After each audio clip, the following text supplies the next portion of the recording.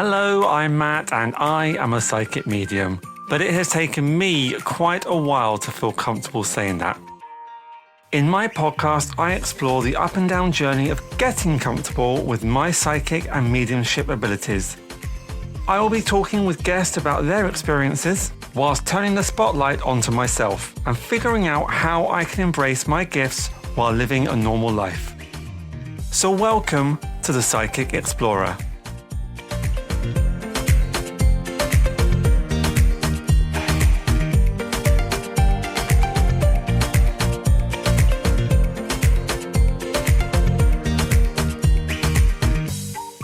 Hello everyone and welcome to this episode of the Psychic Explorer. It's Pride season. Happy Pride. I know that this is July and traditionally Pride season is in June, but where I live, my local town stroke city, I always think it's too small to be called a city, but technically it is a city. In Norwich, it is actually in July, so this is going out in Pride season where I live. So I hope that even if you don't consider yourself as part of the LGBTQ plus community, that you are having a good summer, that you are enjoying yourself, enjoying the sunshine. I'm recording this in the middle of May, so I'm hoping the sunshine that we have had so far is going to last into the rest of the summer. You all know very well by now my story and my coming out of the woo-woo closet. But as you'll also know, it was not as easy as the first time I came out. When I reflect on my coming out per se as a gay person, I don't actually consider myself as having to come out. It's always just been there. I remember when my mum and my sister confronted me and I just sort of said, yeah, and that was it. And there was no big deal. And that sounds like that sounds awful. It sounds like they sort of pinned me down and sort of, are you gay? It was not like that whatsoever. But the point is I'm trying to make is I've never really had to sit someone down and say, by the way, this is who I am, or this person is who I find attractive.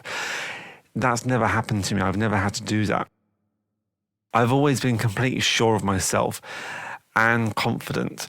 But stepping out of this world, again, as you know very well, that has not been the case. I have not felt confident.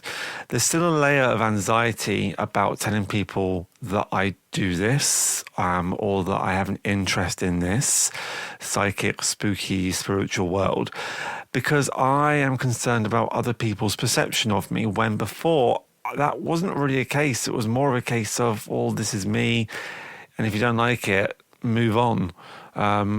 But I had to acknowledge that I am older. I am now in my 40s. I am very used to people perceiving me a certain way, and with me saying that I'm into all this, I'm opening myself up for people perceiving me in a different way. So there are still people, even in my family, that I don't talk about this to. That even when I put stuff out on my personal Facebook, there's absolutely no response. Like there's nothing. But when I put something random on, suddenly, everyone's liking and loving it. And I think that tells me a lot that they're not ready to talk about it. Even though they may know about it, they're not ready to talk about it. So there is that layer of anxiety that goes there. So I wanted to do an episode about sexuality versus spirituality. And at this time, I'm still not sure whether I should call this episode Sexuality versus Spirituality or Sexuality and Spirituality, because I'm not sure if the two should sort of go together or if they are a battle, one against the other. And I think both are probably true. But depending on where you are in your journey in life, one of these characteristics may complement the other. On the other hand, it may be yet another thing to make you stand out from the crowd, and maybe you don't want to. My guest on today's episode found this out for herself, and I'm not going to give anything away because the way that she words herself or explains herself is really intellectual, and I wouldn't do her justice by paraphrasing. But I did want to do an episode on sexuality and spirituality. So I put the feelers out there to get someone else's point of view. Delana made contact with me and I knew it was going to be a deep conversation before we even spoke to arrange the recording. What Delana has to say is deep, intelligent, and rings true in my own soul.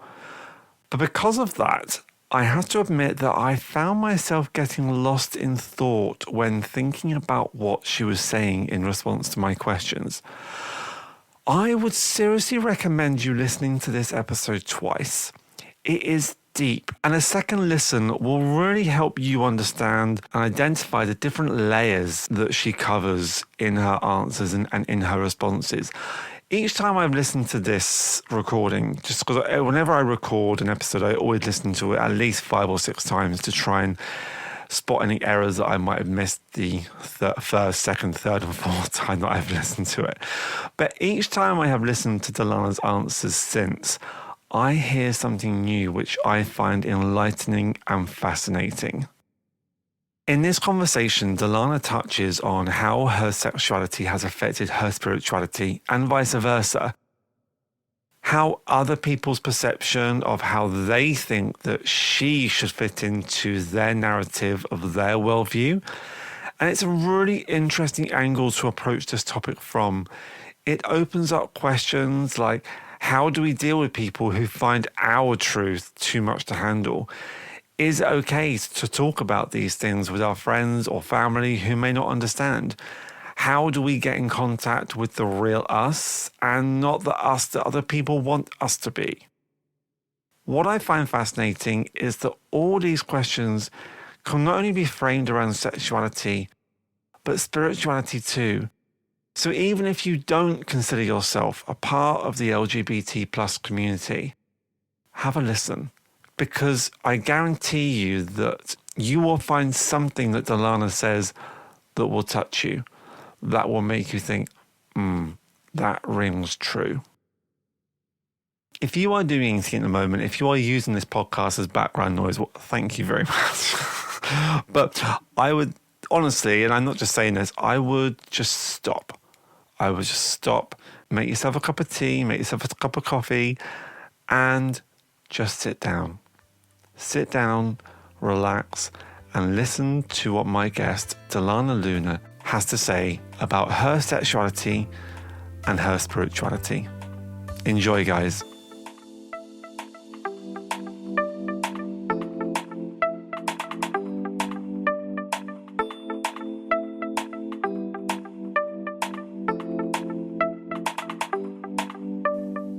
Delana Luna is a spirit-led artist who uses all her subtle channels to walk between worlds, traverse ancestral lines and the collective unconscious to bring back stories of myth, magic and alternate dimensions.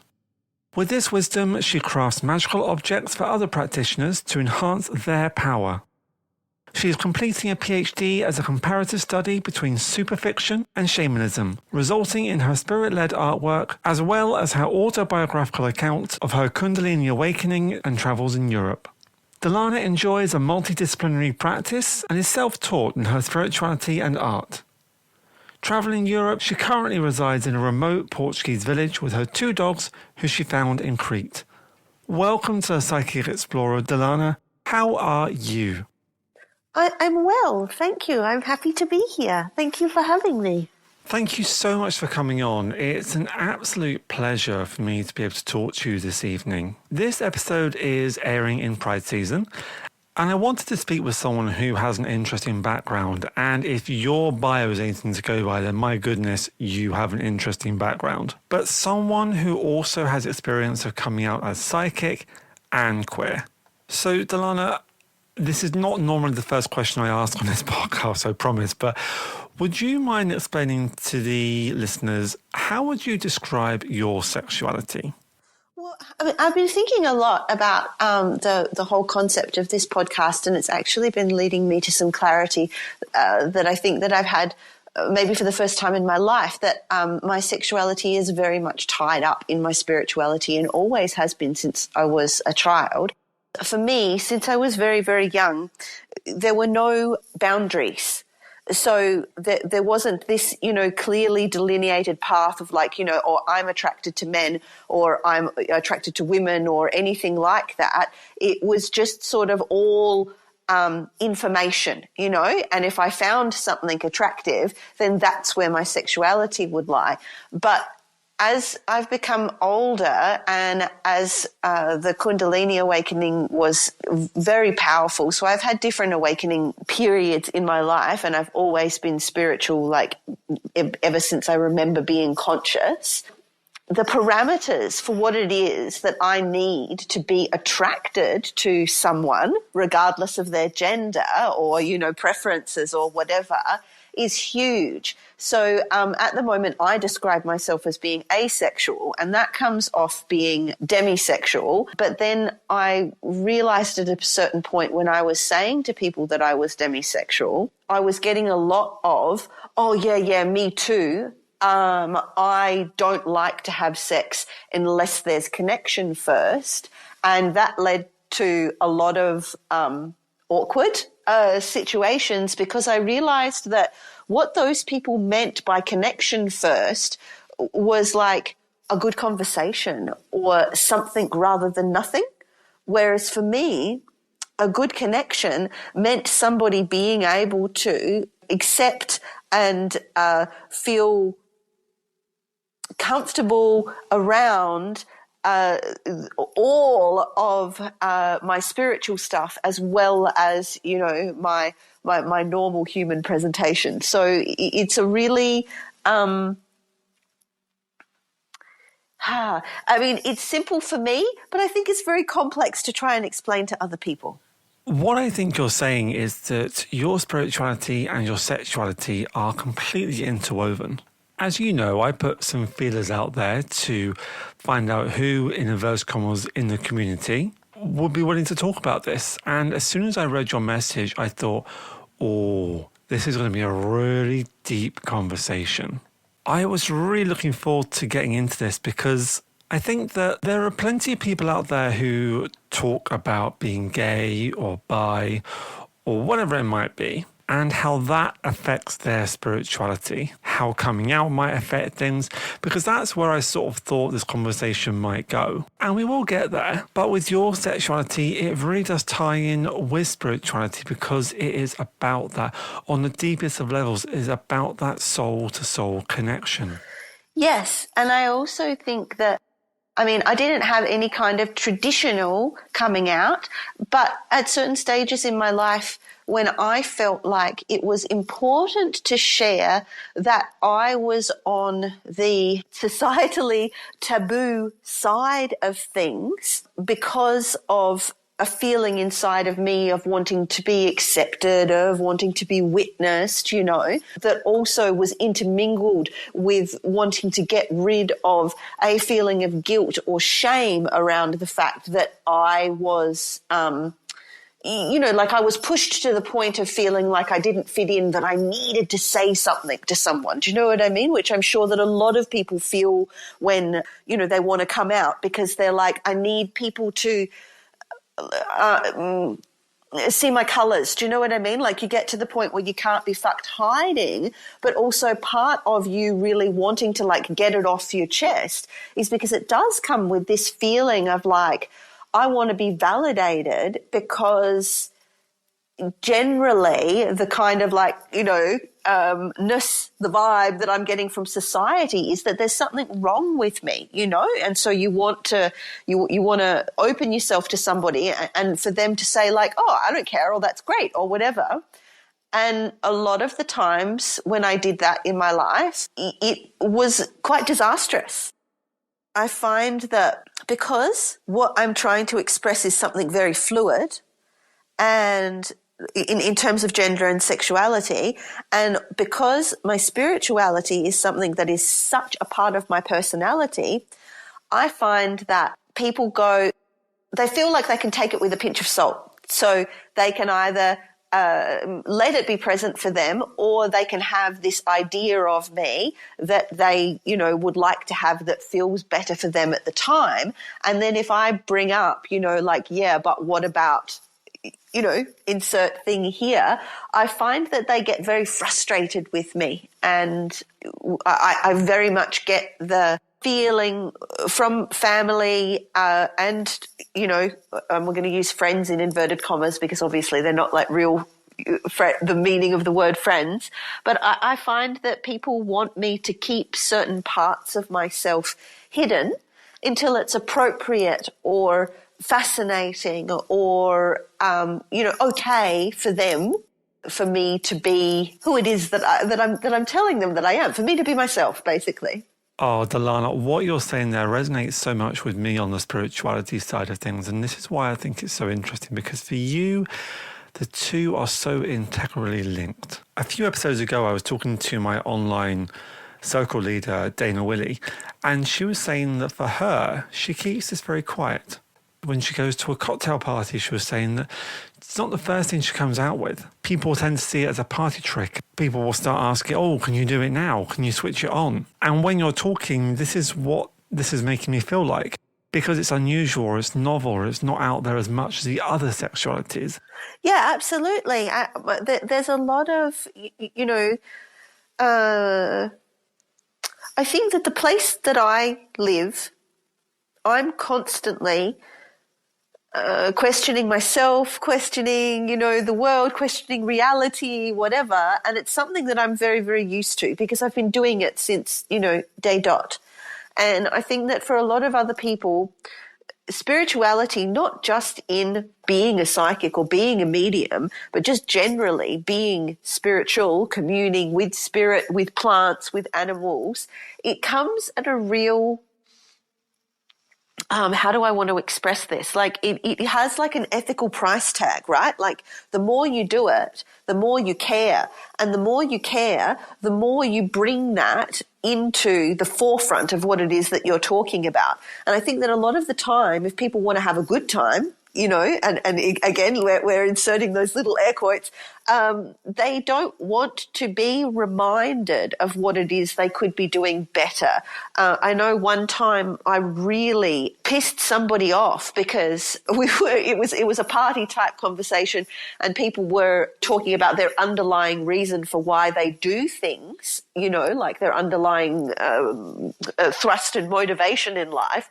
And I said something like, for the betterment of my eternal soul.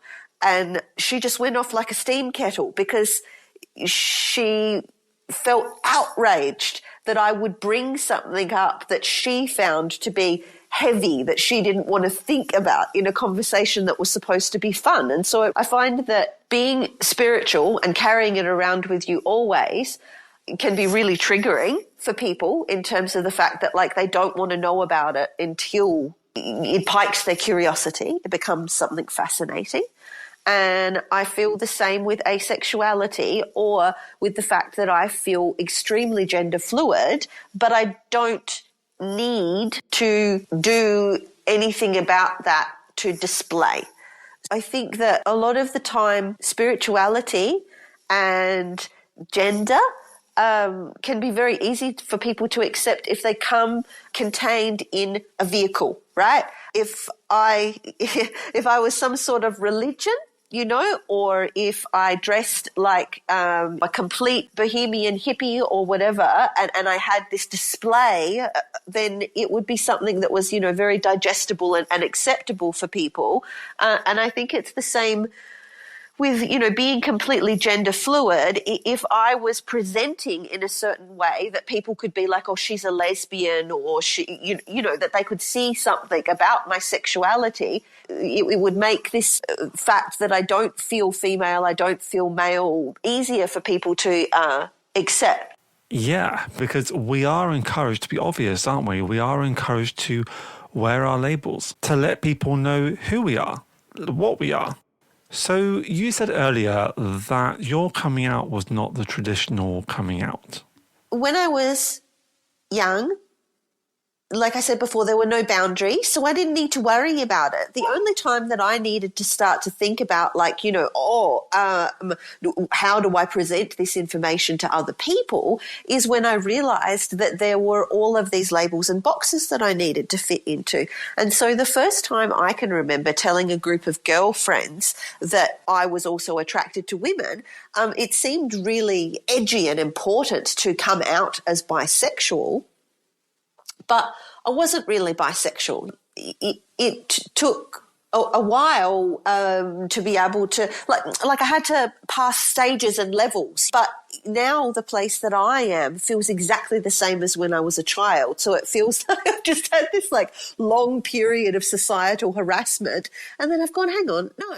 I don't want any of those things. But basically when I did tell one girl in particular, and I mean more full me, I knew what this person was like, but we had a bit of a tearful outpouring when we were, drinking and probably way too young to drink. And then the next morning I woke up and she told her brothers and her mother. So there was this sort of hazing going on where they thought it would be really funny to make fun of me about this new piece of information that they have. And I mean, I didn't have brothers, and I think that that's what brothers do. But the betrayal of trust, the instant betrayal of trust, was just like stunning, shocking for me. It wasn't like it was a big deal for her. And she told me, like, or she kisses girls and whatever, which is definitely a very common thing through a period of time. But it felt like something kind of different for me, because I think that maybe I knew that if I told my mum, or I told my mum and my dad or whatever, that it would become heavier. So I was just kind of like testing it out in this environment. Like with my sexuality, it's like I needed to keep on like moving outwards with it. Whereas with my spirituality, it was like I was fully out there as a kid. And then it was like it kept on being taken away from me, or I kept on being asked to be more and more quiet about it, whereas the world seemed to be demanding that I be louder and louder about my sexuality. So a complete juxtaposition then. Yeah. And I've not asked you about how you began exploring your abilities, but from what you're saying there, you're saying that they were pushed down. You were encouraged to suppress them. However, with your sexuality, you're being encouraged to celebrate that. I mean, obviously, with the exception of that situation you just explained, but it was something to mark you out from the crowd, something to make you different. I was being confronted with all of these people being attracted to me, so I felt like I was being forced to take some kind of stance. So you've said you're bisexual. I would then have experiences with women where they would expect me to be attracted to them because I was bisexual, or that I would want to, explore or do something. And that's when I first started realizing, like, oh, well, hey, and I mean, of course, with men as well. Like, I felt like that didn't even need to be said, But then if you're with your boyfriend or whatever and something comes up and you start talking about these types of experiences, or how you feel about, like, the opposite gender or whatever, and I would just be very easily at that point in time be able to say, yeah, sure, I'm bisexual, I've been with women, and, blah, blah, blah, blah. It would then turn into something that was like re-sexualized for a man. I don't know. That was like another thing that they were going to just turn into part of their male experience. But then with women, I found that there was like a lot of stickiness, because they would challenge me on, like, you had a boyfriend, now you're single, why don't you want to do things with women, or why don't you want to do something with me, or whatever. And so it just kind of felt like people were wanting to know me through knowing what my sexuality was. And for me, it was like something that I felt at a loss, at a struggle to define. And when somebody would try and pin me down, it made me even less willing to open up, or I'd just say something for the sake of it to get them off my back. That particular experience of your coming out, did that shape the way that you approached your spiritual path or your psychic development? Like I said, I've really been thinking about like how entwined these things are. And I guess I didn't really pay that much attention to it until we started to have this conversation. And now when I look back on it, I think that definitely these two things have really been flowing in and out of each other. And it wasn't until this stage of my life now that I can really see that definitely they did, you know, especially with the theme of needing to make myself small, to make myself quiet, to feel like ashamed, or, you know, that I wasn't going to be accepted, or trying to like find certain ways to present it so that I would be accepted. I can remember another group of friends that I had in my club days, and there was a girl in that group of people that I was quite attracted to. We were attracted to each other.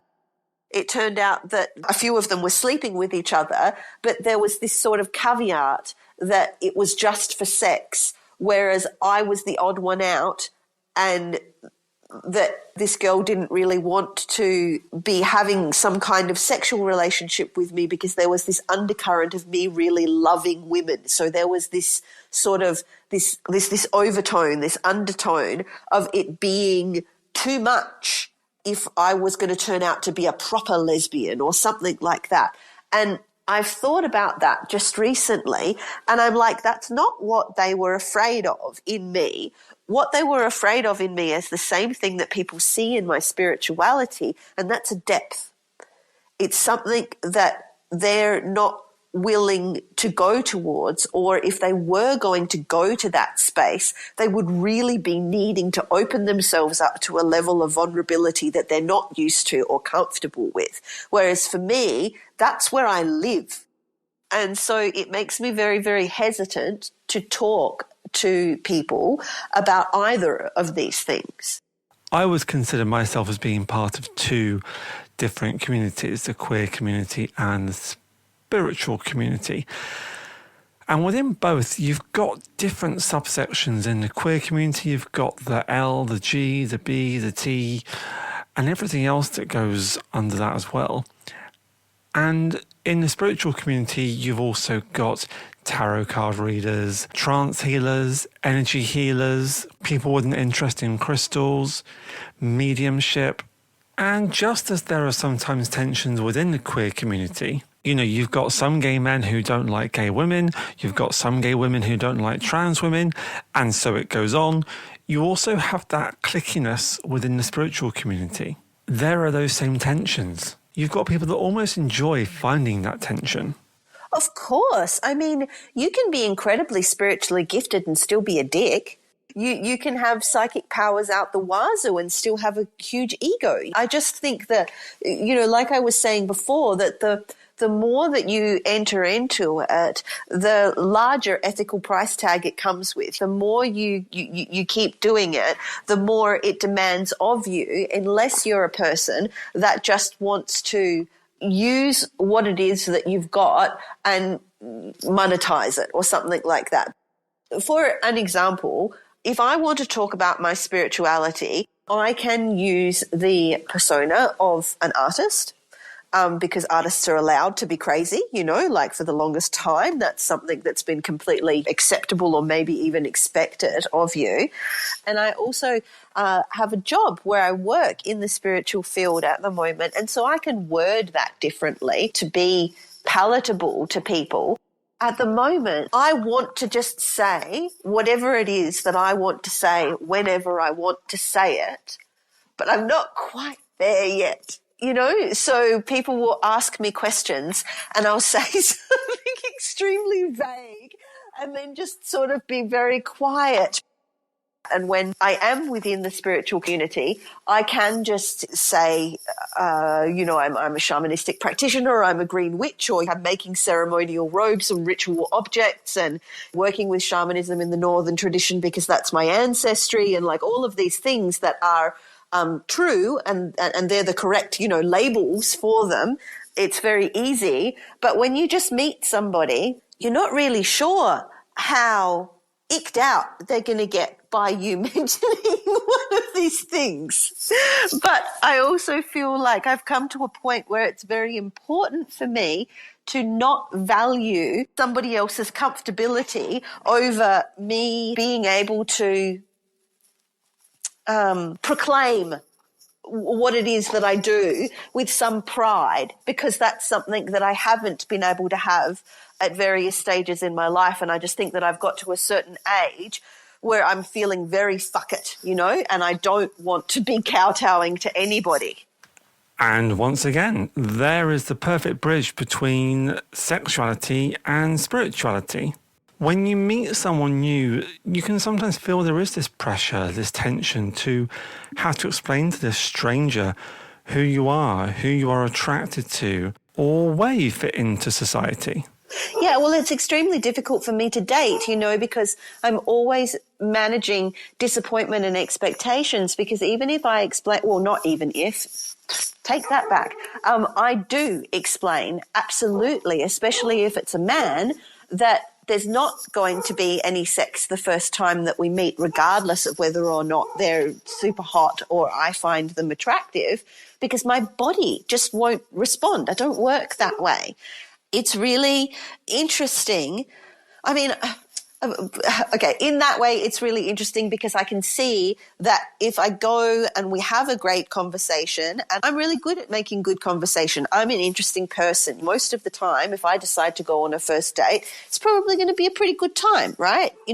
So then I know that at some point during that, I'm going to then have to re-explain myself, and it gets really sticky sometimes because people want me to just be over it or be different or whatever.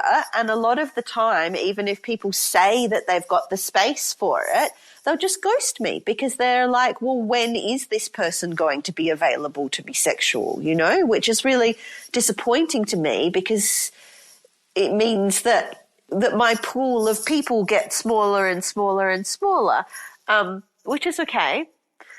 And I think that with spirituality, because I'm intelligent and outspoken when I am in public, when I'm not being an introverted hermit, and, I'm doing a PhD, and I obviously have a lot of very centered and grounded opinions. When I mention spirituality sometimes, or I tell people like what it is that I do for work or whatever, I again have to manage this expectation / disappointment that I'm getting from this other human being, because they're like, oh, but I had this picture painted of you that I really like, and now you won't fit into that.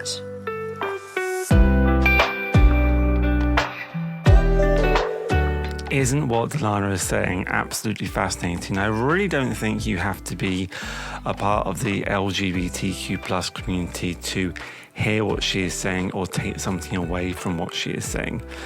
If you want to reach out to me, you can find me on Facebook, Threads, Instagram, you know the drill, the.psychic.explorer. I would really appreciate it if you are listening to this and you're enjoying it.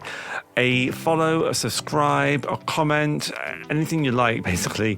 I'm starting to figure out how this podcasting thing works, and apparently it needs your input for things to go further. And I love the idea that this little podcast project of mine is going further and helping other people, especially if other queer people can find this, so that they know that they are not alone. So with that said, I will now get off of my soapbox and hand you back to Delana. Delana, your bio is fascinating. Would you mind just explaining what it is that you do? What is this spirit-led art? I know you also do tarot, so what is your practice? Well, at the moment, my main offering is combining all of these things together. I'm really concerned with ancestry and appropriation, and have been ever since I was little. So I work in a shamanistic way, and the two parts of ancestry that I have connection to are Italian and Scandinavian. So tarot is Italian originally, and I've been reading tarot since I was probably 14 years old. So that's like, a scary number of years to say now, like 20 something or whatever. So that's something that's just always been part of my life and my personality, I think. And I've also been always fascinated by the runes, but I never really owned them until halfway through my Kundalini awakening, when I discovered that I actually had Scandinavian ancestry. And this happened at a time when I was going through a certain type of activation, and I was working with two teachers at the same time, and that really opened up something huge in me, and I found this intense passion for and knowledge about the runes, how to use them, how to read them. And at the same time, I was making a collection, a superfiction collection of jackets. And I was working on those jackets in a very shamanistic way. And what I mean by that is that it was very purposeful, intentional, intricate. And as I was making the jackets, I was thinking about all of these different metaphoric things, symbols and meanings for what I was doing. And all of these things happened at the same time. And now they've all culminated together into my business practice, which is ceremonial robes and ritual objects that I make, but I make them specifically for certain practitioners, and I tie in a tarot reading and using the runes so that we come up with a bind rune or a sigil at the end of it that is an expression of their power, and then I sew that into the clothing or carve it into the ritual object that I make. Wow, that is deep. I love it. You also mention in your bio a Kundalini awakening. What is that? What is a Kundalini awakening? Well, I only learned of a Kundalini awakening from my teacher because it explained best what was happening in my system and my body at the time. But Kundalini is an ancient Indian term, and it has to do with the Shakti flow of energy through your body. And Shakti basically is like your clear power flow. So if you can imagine that there is a line of energy that wants to move through your body, and it wants to do so fiercely and joyfully and freely and easily, So if there's anything in the way, that energy wants to push it out of your system. And I think that, I don't know, probably most people are educated in the fact now that trauma in a human being actually results in a blockage in your body. So it can either be somatic, that it actually sits somewhere in your body, or it's psychological, that you're holding it in your brain. So when you have a Kundalini awakening, what it does is it really forces you to push all of those bits of trauma out of your body and deal with them, because what is often happening in somebody's system is that Kundalini decides to activate, to awaken in this person because they have spiritual powers that they're not using. And the reason why they can't access them is because the trauma is blocking them. And that's like a Kundalini for dummies. Brilliant. Thank you. No, I appreciate the explanation. It sounds to me, and forgive oversimplifying this maybe, but it sounds to me like a more mystical version of shadow work. Yes. And they're all part of a Kundalini awakening. So you would find that all of these things that people are doing at the moment can be traced back to a common root. So it definitely is all, even psychology at its roots is shamanistic. I mean, that's part of what the shaman was doing for the community. And even though when you go into some practitioners, I think that all psychologists at some point or another would be interested in forms of mysticism. But then I was just going to say about psychology. Yeah. Because that's basically where it comes from. So a lot of these things that people are doing now, like even, what's that stuff called? NLP, neural linguistic programming, all of this kind of stuff that people are presenting under different banners, it's all the same day. It's just that people want to focus on a part of it, you know. So trauma is definitely caught up in your system's availability to its subtle channels, which are your clair powers. So everybody knows what clairvoyance is, you know, or they've heard of it before. I don't know if they would really know what it is, but there's also clairaudience, clairsentience, and claircognizance. And they're like governed by the switchboard of your intuition. So you need to have all of these things online. And I believe very firmly that it's every human's birthright to have access to these abilities, that you're born with them.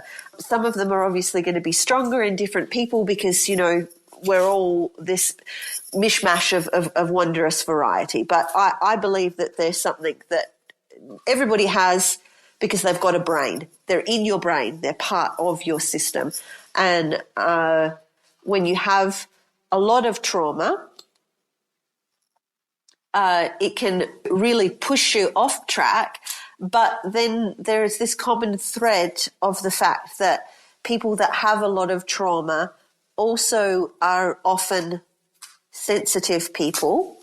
And sensitive people tend to be more spiritually talented because they are sensitive. So that's something that I found very, very interesting because sensitivity is often displayed as a weakness, whereas really it actually is the herald of, I'm hesitant to use the word, but power, if you will. Do you think your sexuality has impacted your connection to spirit or your intuition in any way? Well, my goodness, that's a very big question because as you move through getting more and more aligned and in tune with yourself, your sexuality will fluctuate. And I mean, especially if you're the kind of person that does have a Kundalini awakening, what a Kundalini awakening does is want to have a free flow of energy through your body. So just imagine like water going through a twisty pipe that's got blockages in some parts of the pipe. So the water can only trickle through. Sometimes the water doesn't get through at all, or it takes, you know, months or whatever. And what Kundalini wants to do is to push all of those blockages out of the way. And when that starts happening, you realize that a lot of the things that you're doing are trauma-based. And when you take trauma away from your identity and your personality, you become a different person. You become attracted to different things. You don't like certain things. And I think that for me, I definitely found that a large part of what I was doing with men was mirroring my trauma from my father. I mean, you know, how original. But it really became very present to me.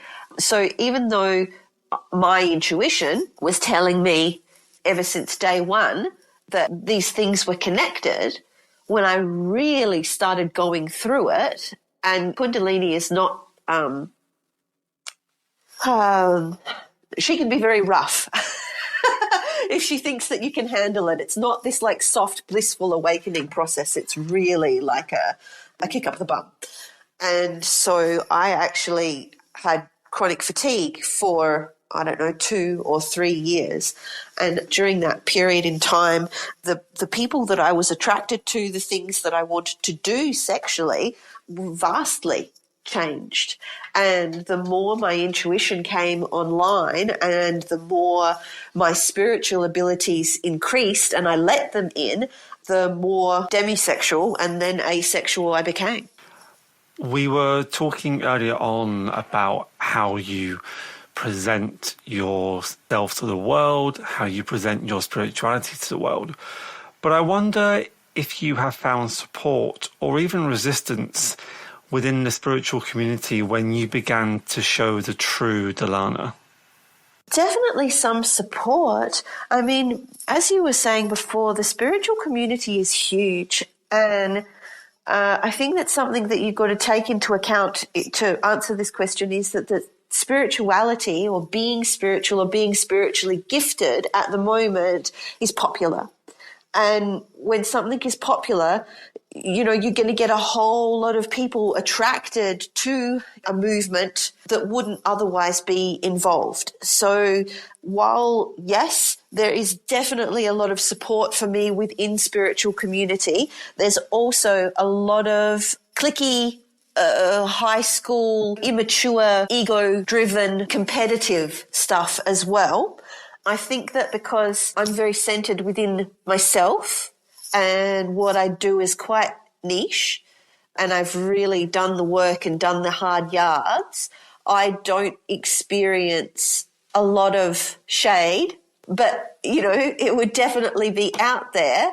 And on the other hand, just emerging now from having been in my PhD cave, my COVID cave, and my Kundalini cave for at least 2-3 years, I'm actually finding a lot of support and people that are really intrigued by what it is that I'm doing.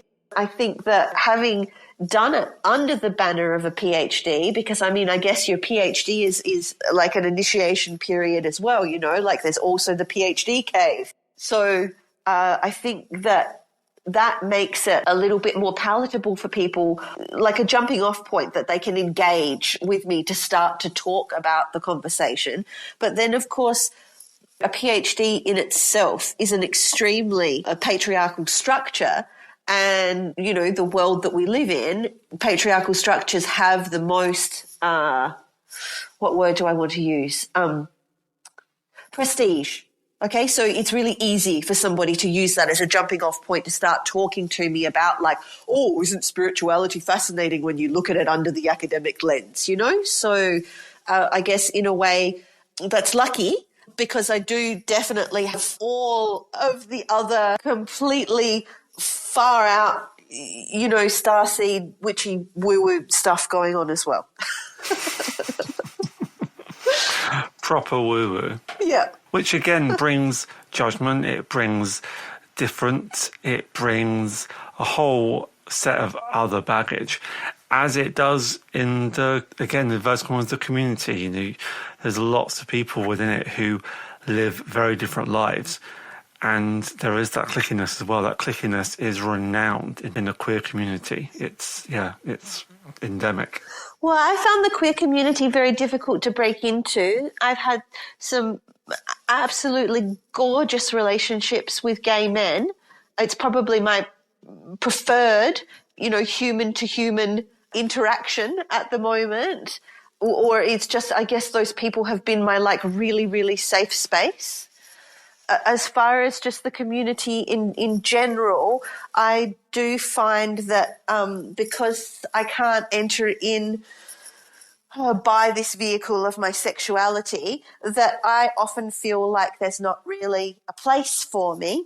Whereas within the spiritual community, because I've got natural ability, things that have been happening since childhood, things that I've studied and, moved into and know the terminology behind and stuff like that, I find that there is a quite clearly delineated place for me within the spiritual community.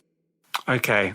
You have said so much and it is all fascinating, and it's amazing. I've got all my questions written down here, but as you've gone along, I've crossed them out because as you've spoken, you're answering them as I go along.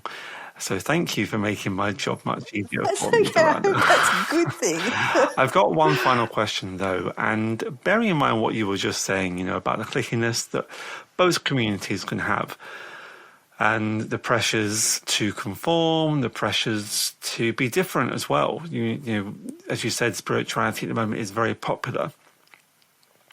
What advice would you offer to someone who is LGBTQ plus and starting to explore their abilities?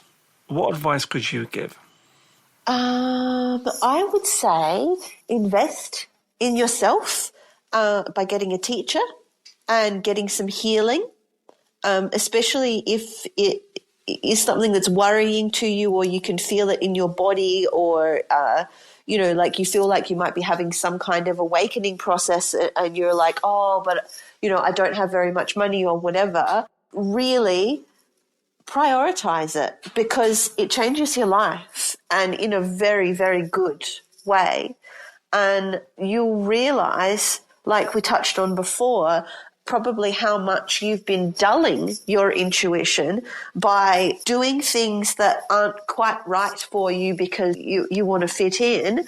And as you uncover those layers, you'll feel a lot more comfortable with yourself, and be able to find a purpose that makes you feel satisfied. I mean, I think that happy is probably a little bit of a dirty word for me at the moment, but definitely so I can say satisfied.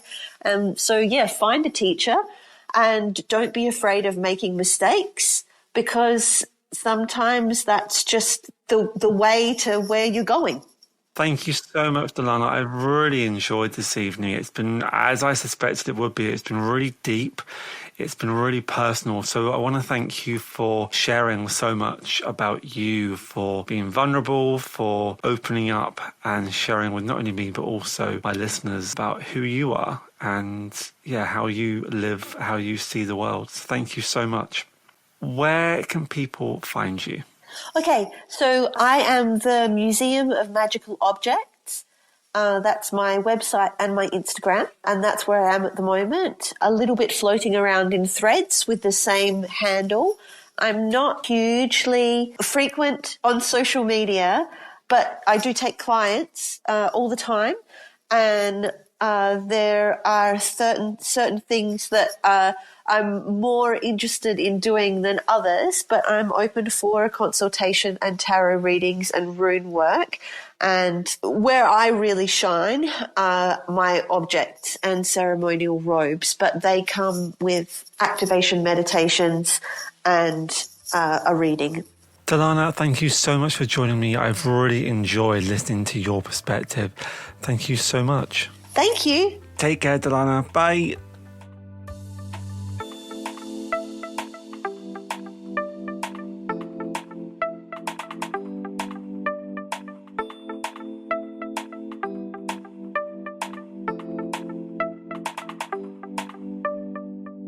So there we have it, folks. Delana Luna. I hope you found that as enlightening as I did.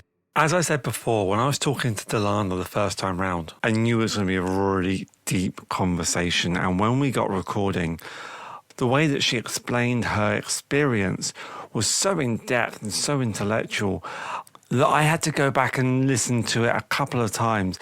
Again, I really recommend that you do that, because every time I have gone back and revisited this episode, I have found new layers of what Delana was talking about, new depths. And I find that really interesting, because it makes me reflect on my own experiences and how I may feel about how sexuality interacts with spirituality and vice versa.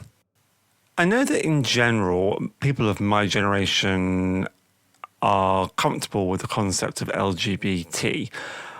But when we add the Q and the plus, sometimes people are not so sure what that might mean. And I think this is a good opportunity to expand on that. So in the episode, you would have heard Delana reference her sexuality as demisexual and asexual. In case you don't know, and that is absolutely fine if you don't know, because if I'm honest, I had only heard of this term a couple of years ago. Demisexuality is an orientation where a person may not experience sexual attraction as I might. So if there's someone really good looking, got a good body, I would find that a turn on. I would find that attractive. For a demisexual person to desire a sexual encounter, they would need to have formed a really strong emotional bond with another individual. It's not based on physical characteristics. It is more about the emotional bond. And asexuality is an orientation where you feel little to no sexual interest or desire for another individual. So if there was any misunderstanding or uncertainty around those terms, I hope that has made it clearer for you. You will also have heard at the end of that episode where to find Delana, and she has very kindly offered a discount on her tarot card readings to any Psychic Explorer listeners. So get in touch with her, tell her that you listened to this episode on the Psychic Explorer, and she'll give you a discount on one of her tarot card readings.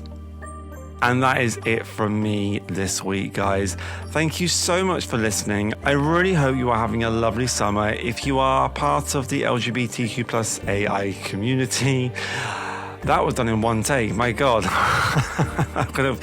If I could frame that, I would. Then have a wonderful rest of your Pride season.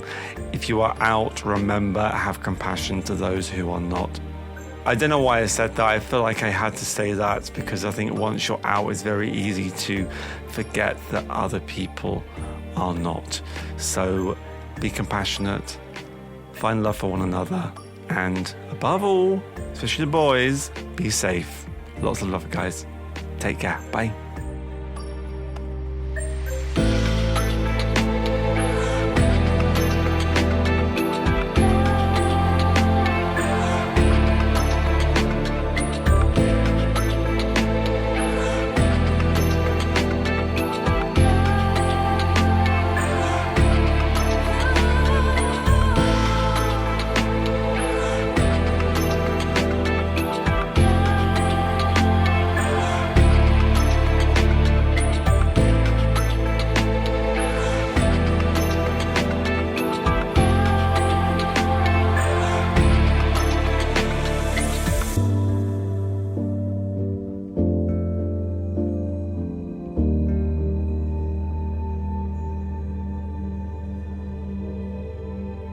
Hey guys, it's only Matt again, just popping in at the end of this episode because, as you'll be very aware, this episode touches on sexuality. And for many people, this can be a scary thing. If you are in a position where you feel you need help or advice or just someone to talk to because you don't know who else to talk to about your sexuality, maybe you're in a situation where you don't feel that you can talk to anyone else, I would seriously recommend getting help. It is a very lonely place when you feel that you don't have anywhere to go. If you are in the UK, I would highly recommend Switchboard.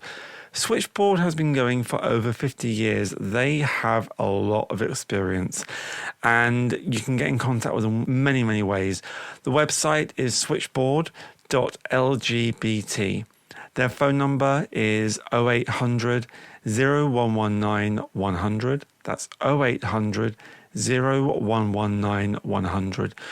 You can also email them at hello@switchboard.lgbt, or you can use the chat service on their website. If you are in the US, and I know that I've got quite a few listeners in the US, I know that things out there are scary at the moment. There is the Trevor Project, and I know that the Trevor Project focuses on suicide prevention for LGBTQ people. However, if you need them, they are there 24/7. You can text them by texting the word START to 678-678. You can call them on 1-866 488-7386. That is 1-866-488-7386. Or if you're on a computer, laptop, whatever it might be, go onto the website, thetrevorproject.org, and you can start a chat with someone who can help you out. Promise me you will not suffer in silence. It is seriously not worth it. I am sending you all my love. Take care, guys. Bye.